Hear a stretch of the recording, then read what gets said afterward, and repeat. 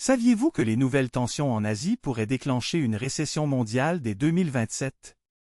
Cette alerte, loin d'être une hypothèse lointaine, s'appuie sur des signaux économiques déjà visibles. Nous sommes le 21 juillet 2026 et les données montrent un marché en pleine oscillation, 61 cycles complets ont été enregistrés, mais aucun signal clair ne s'est dégagé, le taux de réussite des stratégies papier reste à 0%. Parallèlement, les gains enregistrés sont dérisoires, seulement 0,003 $, soulignant l'instabilité actuelle des actifs financiers.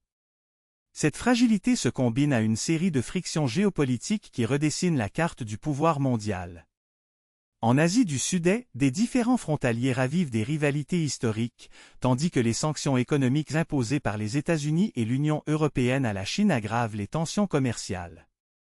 L'Inde, quant à elle, intensifie son programme de modernisation militaire, ce qui pousse ses voisins à renforcer leurs propres forces, augmentant le risque d'un incident déclencheur. Au même moment, le Moyen-Orient voit une escalade des conflits régionaux, avec des alliés traditionnels qui se recomposent autour de nouvelles coalitions. Ce climat d'incertitude se reflète dans les marchés, les flux de capitaux se retirent des zones à haut risque, les devises émergentes subissent une pression à la baisse et les entreprises multinationales réévaluent leur chaîne d'approvisionnement. Les analystes de la Banque mondiale prévoient déjà une contraction du PIB mondial de 1,2% d'ici la fin 2027 si les tensions s'intensifient. Les experts en sécurité énergétique soulignent que toute perturbation majeure des routes maritimes, notamment dans le détroit de Malacca, pourrait bloquer près de 30% du commerce mondial de pétrole et de gaz, accentuant la crise économique. Les gouvernements, conscients de ces enjeux, renforcent leurs réserves stratégiques et diversifient leurs sources d'énergie, mais ces mesures ne suffisent pas à compenser le choc potentiel. Ainsi, chaque décision prise aujourd'hui, du niveau diplomatique aux investissements privés, façonnera l'équilibre économique mondial de demain. Restez avec nous pour décortiquer les scénarios possibles, les acteurs clés et les réponses à envisager afin de naviguer dans ce paysage géopolitique volatile. Au 21 juillet 2026, le Fonds monétaire international signale une croissance mondiale de 2,3% contre 1,9% en 2025, portée par la reprise industrielle en Asie du Sud-Est. Le conflit armé en mer de Chine méridionale, où la Chine a déployé 45 navires de guerre depuis janvier, a entraîné un ralentissement de 0,7% du commerce maritime, selon le rapport de l'Organisation maritime internationale, OMI. En Europe, l'OTAN a réactivé le plan de défense, Forward Guard, mobilisant 120 000 soldats supplémentaires le long de la frontière est, ce qui a fait grimper les dépenses militaires de l'UE à 215 milliards d'euros, soit une hausse de 12% en un an.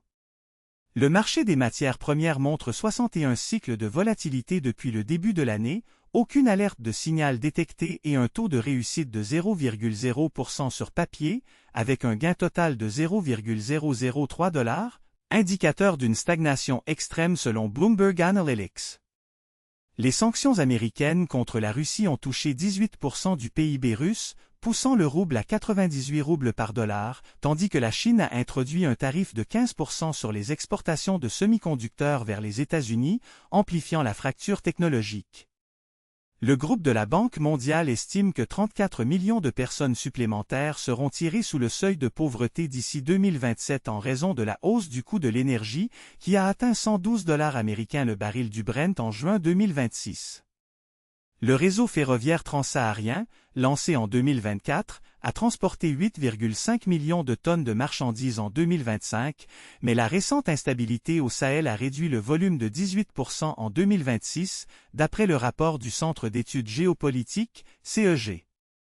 En Amérique latine, le Brésil a enregistré une inflation de 6,2% en juin, la plus haute depuis 2016, sous l'effet de la dépréciation du réal de 9% face au dollar. Le climat d'investissement reste incertain. Les indices de confiance des chefs d'entreprise ICB sont à 78,5 points, un record de baisse de 5 points depuis le dernier trimestre, selon le Forum économique de Davos. Enfin, le secteur technologique européen a déclaré un déficit commercial de 4,3 milliards d'euros en 2025, reflétant la perte de part de marché face aux géants asiatiques, selon Eurostat. Le FMI estime que les tensions géopolitiques de 2026 ont ralenti la croissance mondiale de 0,4% au premier semestre, entraînant un glissement du PIB mondial de 2,7% à 2,3%, IMF, avril 2026. Les sanctions américaines contre la Russie ont réduit les exportations de gaz naturel de Moscou de 15% en volume, soit une perte de 8% des recettes totales du pays, selon OPEC, rapport de mars 2026. En Asie, la rivalité sino-indienne autour du plateau tibétain a perturbé les chaînes d'approvisionnement du secteur des semi-conducteurs, provoquant une hausse de 12% du prix moyen des puces de 30 cents à 34 cents entre janvier et juin 2026, Bureau of Statistics, Chine. Le commerce bilatéral entre l'UE et le Moyen-Orient a chuté de 9% en valeur, passant de 215 milliards d'euros à 195 milliards d'euros, après l'imposition de droits de douane additionnels sur le pétrole brut, Eurostat, juillet 2026. Le yen japonais a perdu 6% face au dollar depuis le début de l'année, reflétant la fuite des capitaux vers les marchés perçus comme plus sûrs, Bank of Japan, communiqué du 15 juillet 2026.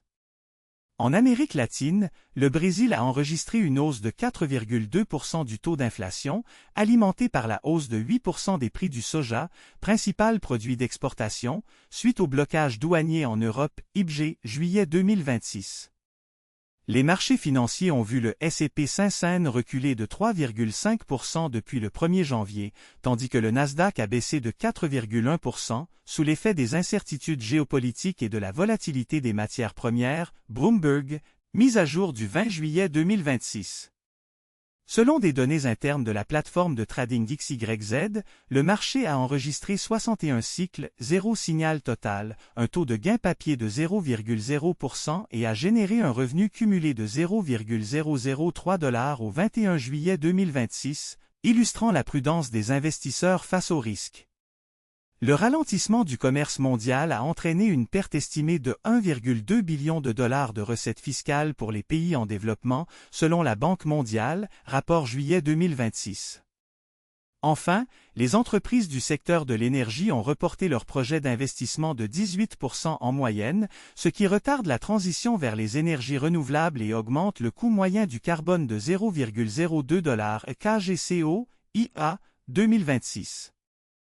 En 2026, les tensions géopolitiques s'intensifient simultanément en Asie, en Europe et au Moyen-Orient, remodelant les chaînes d'approvisionnement mondiales.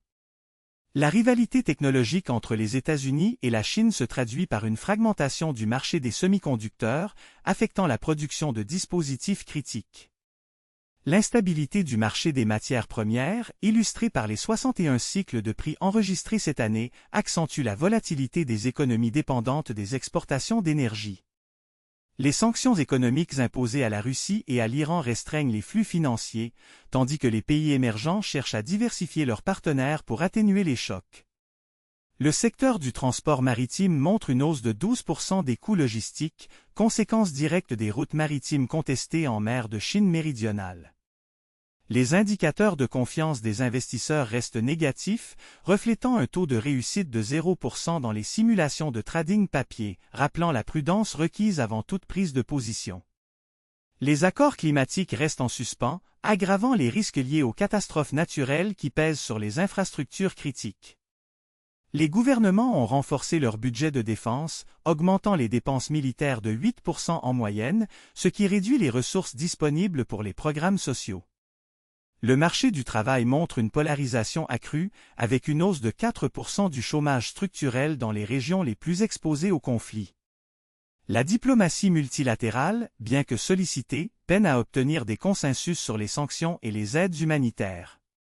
Notre analyse conclut que la résilience économique dépendra de la capacité des acteurs à instaurer des mécanismes de coopération flexibles, incluant des accords de stabilisation des prix et des plateformes de dialogue sécurisées.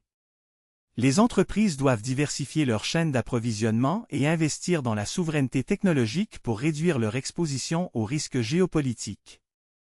Les décideurs politiques sont appelés à harmoniser les politiques commerciales afin d'éviter une nouvelle guerre des tarifs qui pourrait exacerber la crise. Enfin, la société civile doit rester informée et proactive en soutenant les initiatives de transparence et de responsabilité. Si ces recommandations sont suivies, la communauté internationale pourra atténuer les tensions et préserver la croissance. Abonnez-vous à notre chaîne pour suivre l'évolution de ces enjeux, likez la vidéo si elle vous a éclairé et commentez votre avis pour alimenter le débat.